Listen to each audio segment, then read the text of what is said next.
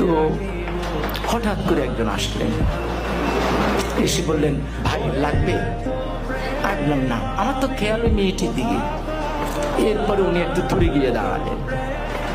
এবার আরেকজন আসলেন, উনি এসে বললেন, লাগবে? আমি বললাম না। এবার উনিও গিয়ে দাঁড়ালেন, কেউ যাচ্ছেন না। তৃতীয় একজন একটু মোটা, সে আরেকটু ধমকের সুরে, লাগবে? আমি বললাম না।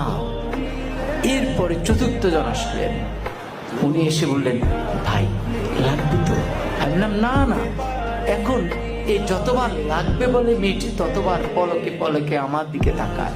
এখন আমি ঠিক বুঝতেছি না কি লাগবে কি বলে।